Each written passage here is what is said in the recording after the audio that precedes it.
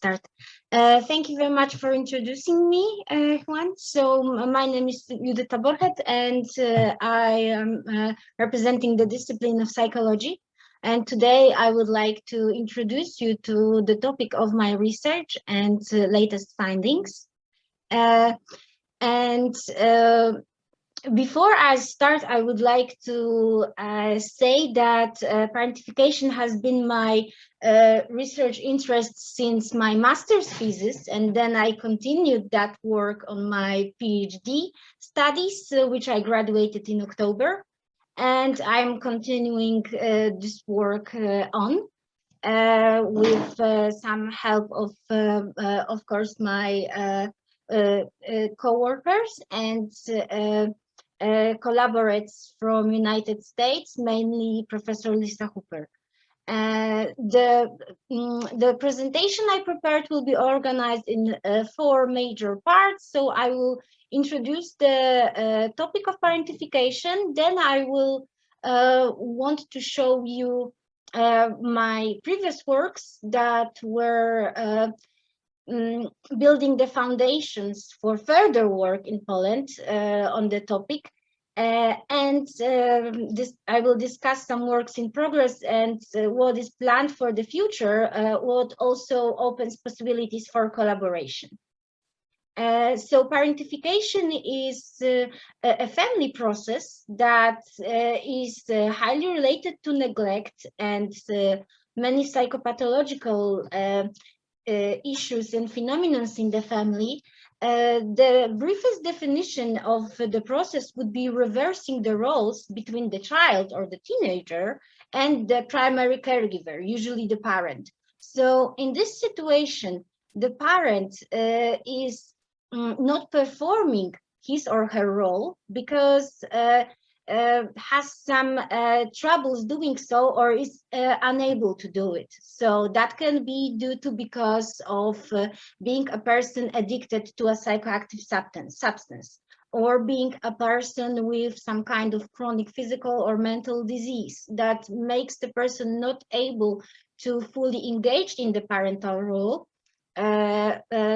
Another reason for the parentification to happen in the family can be lack of one adult person in the family system. So that makes a gap in the family, which might be filled by one of the children that takes up the roles of the person that is not present in sort of attempt to hold the family together, support the parent, the single parent raising up the children, but at the same time, it might be detrimental for the child. Important notion is to differentiate parentification from responsibility, because we all can agree that during the development, children and adolescents, they encounter some challenges or difficult situations, both they and their families. And they need responsibilities to grow up, to build self-confidence, to learn new abilities. But within the definition of parentification, the important element that makes this situation non-normative is the fact that the tasks and responsibilities that the child performs are either not age appropriate, so not in line with the child's age and possibilities, or the amount of tasks and possibilities is overwhelming, so meaning it is too much of them, so that the child cannot perform his or her developmental roles. So their own development is being disturbed due to the role performed in the family. Parentification can be instrumental or emotional. The instrumental type of parentification would be performing physical help for the family. So that can be taking care of the household, tending to the younger siblings, or even making up money. But the more detrimental form of parentification is the emotional one. So in that case, the child becomes the person that is regulating emotional and social needs of the family members, especially the parents. So we can imagine a child becoming a mediator or a referee in the parents' conflict, or a child that becomes a therapist for his or her parent, or a child that becomes a scapegoat, or helps parents make decisions that are too important and children should not be involved in making them. As we can, one can simply infer from that, children do not have enough emotional resources to deal with the problems that adults themselves can't. So a child is not an advisor, not a person to lift up an adult person in these kind of situations. The consequences of parentification are very complex, because on one hand, if the experience is moderate and usually instrumental, they can still be positive. If the child will know that, for example, the family is undergoing temporary crisis, and the child is part of what the family is doing to try to cope with the problem. For example, let's imagine it's one of the parents losing job and undergoing problems because of that, and is withdrawn from the parental role, then the child may have more responsibilities, but also learn self-efficacy, learn how to care for others, and learn self-agency. But in other cases, especially in cases of emotional parentification, and when there are other problems in the family, like, for example, addiction, the consequences of parentification will be negative, and that would involve problems with self-image, with identity, with overusing psychoactive substances in the future, underachievement at school and work, a tendency to perfectionism, and self-neglect. And the last point, what I would like to mention about the definition of parentification is that it can be focused not only on the parents, but also on the siblings. Because if the child becomes the primary caregiver of the sibling, it's like replacing the parents. So it's still performing parental role by the child. And now I would like to move on to the work that I have already done with my colleagues. All of these papers were done during my, yes, all of them, during my PhD studies. These are the most important ones I find.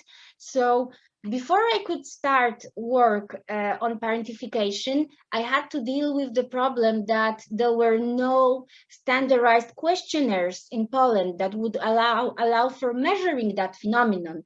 So we had to start with psychometric work to create tools that would enable us to conduct quantitative studies. So the effect of that work are two questionnaires. The first one is parentification questionnaire for youth, and that is the questionnaire we have made on our own.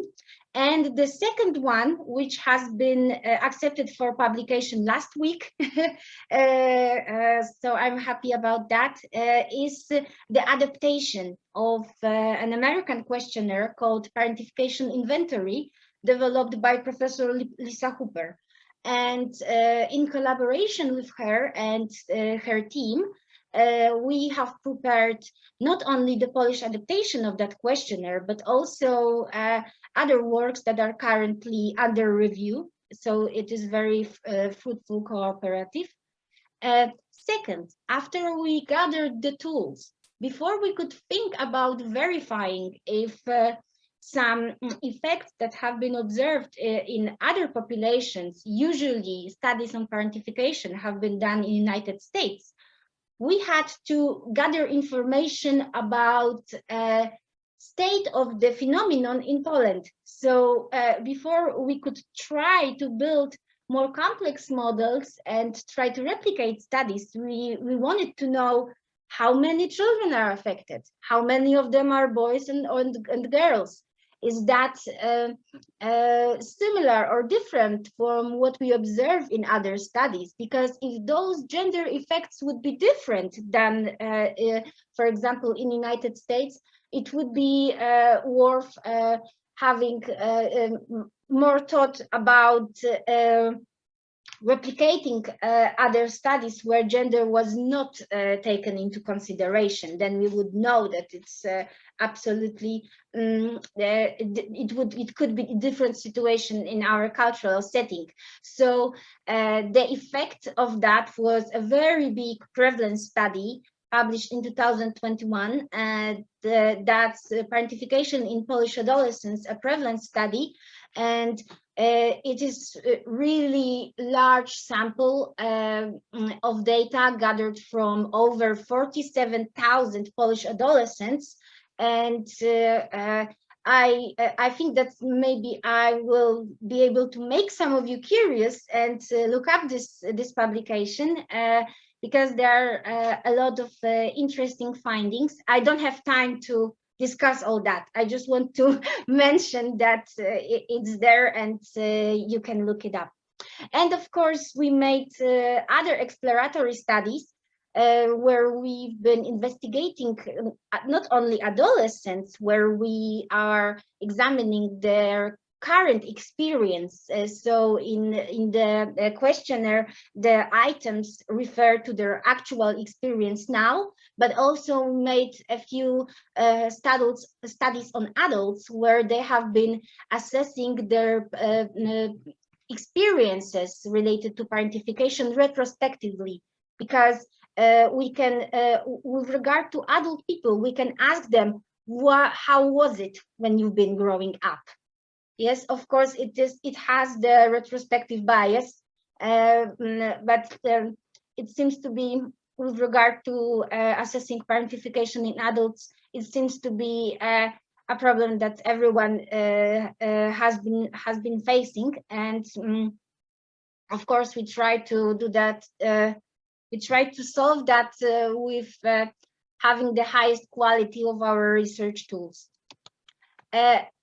About recent works and works that are in progress, now I am working on results of a family study that I conducted after receiving the grant from Polish National Science Center. That grant allowed me not only to finalize the family triad studies in which there were both parents and adolescent child, so 3 family members participating. There have been 170 families, so that's quite a lot as for a family study. And I also was able to visit Professor Hooper at Center for Educational Transformation at the University of Northern Iowa as international visiting scholar. So that was also part of that grant. And also, we are still working on some findings from studies on young adults. So what is now? I think that the more I learn about the phenomenon, the more I realize it's very complex, it's highly immersed in culture, as of course, it is a matter of social role. Family roles are only example of all the social roles we perform. So of course it's highly immersed in culture. And Lisa Hooper, in her paper from 2014, she noticed that we need more and more studies that are conducted outside the United States, because most of what we know, most of the theories have been developed after studies on American people.